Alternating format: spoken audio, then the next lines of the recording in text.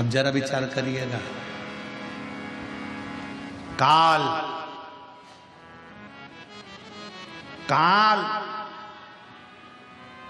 को देखकर अंत समय में लोग पलंग पर गंदगी कर देते हैं। काल को देखकर लोग पलंग पर गंदगी कर देते हैं। जिस दिन मेरा महाकाल सामने आएगा तो जरा विचार करिएगा कि कैसे दर्शन कर पाओगे। ये नेत्र नहीं कर सकते, अरे ये नेत्र कर ही नहीं सकते। इन नेत्रों की सामर्थ्य का ही नहीं है कि शिव का दर्शन कर ले।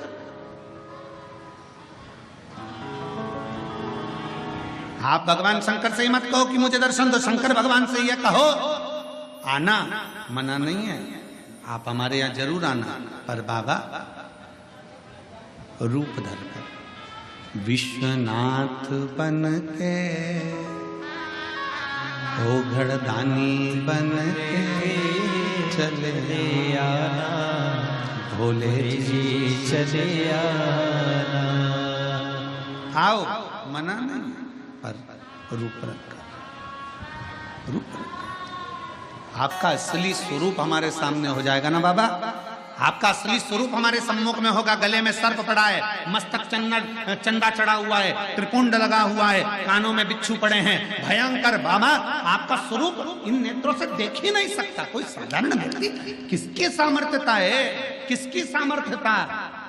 भगवान राम जी ने जब रामेश्वर धाम की स्थापना करी, भगवान कृष्ण ने जब शिवलिंग की स्थापना करी, भगवान राम जब रामेश्वर धाम की स्थापना करते हैं, स्थापना करते समय जब शिवलिंग का निर्माण करते हैं, निर्माण करते करते तुरंत उसी समय पर माता सीता स्थापना के लिए हनुमान जी के कहने पर रावण के साथ में आती हैं और प्राण प्रतिष्ठा के लिए बैठती हैं। तो माता सीता राम जी से कहती, प्रभु आप शंकर भगवान के इतने बड़े भक्त हो, आप शिव जी के इतने बड़े भक्त हो, आपको शिवलिंग की स्थापना करना पड़ रही है। प्रभु आप शंकर भगवान को कहते तो शंकर भगवान आ जाते, आपने शिवलिंग की स्थापना क्यों करी है? सती सीता माता पूछ रही हैं। प्रभु आप कहते तो भोलेनाथ जी आ जाते, माता पार्वती के साथ आ जाते, परंतु आपने ये शिवलिंग की स्थापना क्यों करी?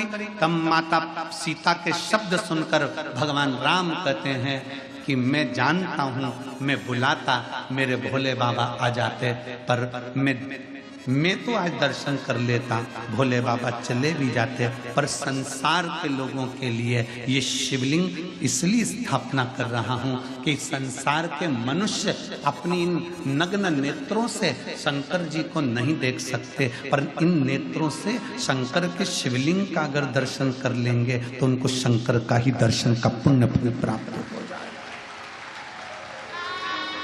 कई लोग कहते हैं विश्वनाथ की धरा मेरे भोले बाबा की धरा है, तो भोलेनाथ यहाँ विराजते क्यों नहीं है? शिव महापुराण की कथा कहती है संसार का मनुष्य अपने नेत्रों से शिव का दर्शन नहीं कर सकता। उसको दर्शन करने के लिए कौटि कौटि ना जाने कितने कितने जन्म लेना पड़ेंगे, और जन्म लेने के बाद भी शंकर का दर्शन नहीं कर सकता, क्योंकि वो शिव को पहचान नहीं सकता। इसलिए भगवान शंकर एक लिंग के स्वरूप में विराजमान रहते हैं। ये 12 ज्योतिर्लिंग क्यों कहते हैं? ज्योतिर्लिंग का मतलब है कि वहां ज्योति है, वहां बल है, वहां अग्नि है, वहां का केवल दर्शन मात्र ही जीव के पापों को नष्ट कर देता है।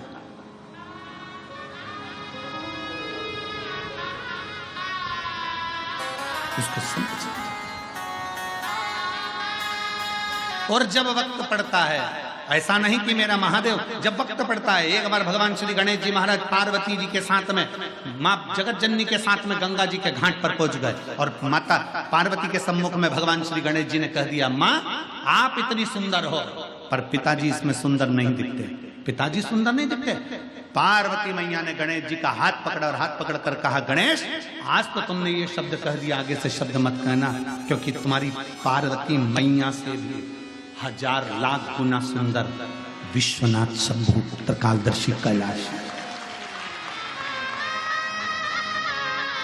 मां मुझे मेरे पिताजी का वो दर्शन करना है जिसमें मेरे पिताजी इतने सुंदर नजर आते हैं।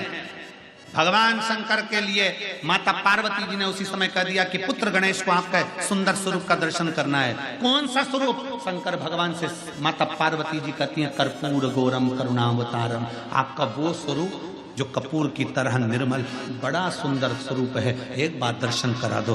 गणेश जी का हाथ पकड़कर शंकर भगवान गंगा जी के जल में ले गए और भगवान शंकर ने जो गंगा में एक डुबकी लगाई, स्वरूप देखकर गणेश जी महाराज को भी हजारों मुख करना पड़े, हजारों नेत्र करना पड़े। एक विनायक नहीं, अष्ट विनायक, और अष्ट विनायक को संभालने के लिए अष्टलक्ष्मी,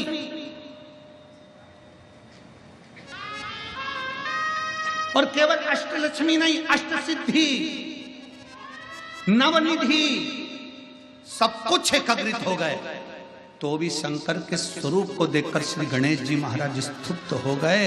हाथ जोड़कर अपने पिताजी से कहा, मुझे ये स्वरूप अब मत दिखाओ, आपसे हाथ जोड़ता हूं, आप मेरी मैया से ज्यादा सुंदर हो, अब मुझे नहीं दर्शन करना, आपको प्रणाम करता हूं, अब नहीं करना, आपको हाथ जोड़ने। मैं मेरी मैया से ज्यादा सुंदर किसी को नहीं देख सकता, पर आप तो मेरी मैया से भी ज्यादा सुंदर।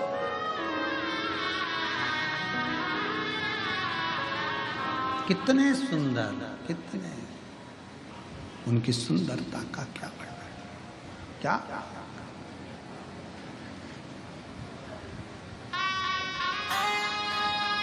उसकी महाराज शंकर भगवान की सुंदरता का क्या वर्णन करो, क्या। महाराज शिव तत्व कहता है, शंकर भगवान की कथा कहती है। दुनिया के लोग कहते हैं ब्यूटी पार्लर जाओ सुंदर दिखोगे। शिव महापुराण की कथा में आज हम तुमसे कह रहे हैं, शंकर जी के मंदिर में एक लोटा जल चढ़ाना प्रारंभ करो, ब्यूटी पार्लर जाने की जरूरत नहीं पड़ेगी, आप स्वयं सुंदर दिखोगे। कोई पार्लर नहीं, पानी से मुंडा धोगे, कंगा पार्टी करोगे और कथा में आकर बैठ जाना, लोग भी देखकर कहेंगे कौन से पार्लर में गई थी, बड़ी सुंदर दिख रही। और तुम कई कई बुजुर्ग माताओं को देखना जो शंकर जी के मंदिर में एक लोटा जल चढ़ाती है ना, ओल्ड इज गोल्ड। कई कई बूढ़ी माताओं को देखना, इतनी सुंदर दिखेगी, ऐसा लगे। कई बार तो बहुओं का भी दिल जल जाता है, बता बुढ़ी हो के मम्मी तुम नई साड़ी पहनी, नहीं मैं तो पुरानी। करवा चौथ में बहू इतनी तैयार हो रही और बूढ़ी मैया कुछ तैयार नहीं हो रही, अंदर गई, मुंडा धोया, बाल कंगा करा और आ गई पूजन करने के लिए। और देखा छठ की पूजन में, देखो छठ की पूजन में बहू इतना तैयार हो और सास को देखो ठेकुआ बनाने में लगी, और बनाया तो बनाया, और साथ में बूढ़ी माँ बस जो आई तैयार होकर। तो बहुएं भी कहती हैं हमारी सास इतनी सुंदर दिख रही है, ये चमक ये दमक फुल वन में महक, सब कुछ सरकार तुम ही से है, सब कुछ सुंदरता उसने दे, वो देता है, कुछ नहीं चाहिए।